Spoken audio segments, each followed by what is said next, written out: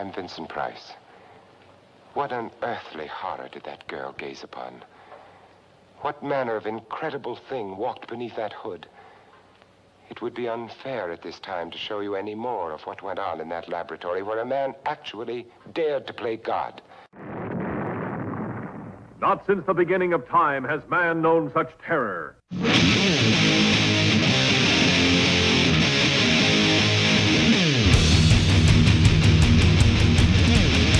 First things first, Miss Monroe rises from the dead.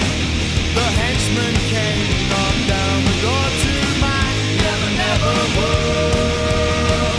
I hope you die, die monster, die, die monster, die, die monster, die, die monster, die.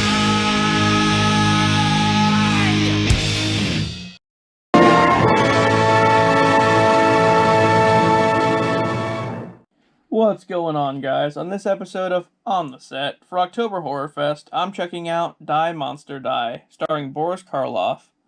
You know, the guy who played Frankenstein's monster? Alright, so let's get into it. A scientist named Reinhart goes to England to visit his fiancée Susan. Once he gets to her house, he meets her father, Nahum, who doesn't seem to care very much for Reinhart all that much. Susan's mother, Leticia, does though. When Reinhart goes inside to speak with her, she's bedridden and is partially hidden behind a canopy on her bed. This kind of reminds me of Annabelle Creation. The wife in that one had the same thing going on. Maybe that took inspiration from this. Anyway, she gives Reinhart an earring that used to belong to her maid, who mysteriously disappeared. Alright, that's pretty weird. So why is she giving him an earring, and where's the other one? Later that night at dinner, while discussing a strange burned area of land by the house, their butler just falls out. Damn, he did a trust fall and no one had his back. As Susan goes to bring Leticia some dinner, she spots a cloaked figure in the window. Sometime later, after hearing strange sounds coming from the basement, they go down to find Nahum, who says that the butler died. Afterward, Reinhart sees Nahum outside burying the butler in the woods, and then notices light coming from the greenhouse.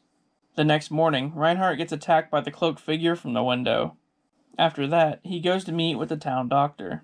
The doctor's assistant tells Reinhart that Susan's grandfather died in the doctor's arms, but the cause is still a mystery. Yeah, that doesn't seem shady at all. Sometime later, Reinhart takes Susan with him to check out the greenhouse. They find abnormally large plants and a few animals next to a machine emitting some kind of radiation. Just then, Reinhart finds what looks like a piece of meteor that may be the cause of all the radiation. Susan tells him that her mother and their maid both worked in the greenhouse for quite a while, so I'm guessing the radiation messed them up somehow. After confronting Susan's father, he admits that he was experimenting with the radiation to mutate plants, and then it caused Leticia to become disfigured. As far as the maid goes, well, she's probably dead. Anyway, they go in to check on Leticia, and she just ends up attacking them. Soon after, she dies and they bury her somewhere on the property. Nahum says that one day the meteor just came crashing down onto their property, and he noticed that it amplified the plant life that surrounded it. So he wanted to use it to spread foliage all over their property. Later that night, as Nahum tries to destroy the meteor, he's attacked by the cloaked figure, who turns out to be the maid. She tries to kill him, but misses and falls to her death. Ooh.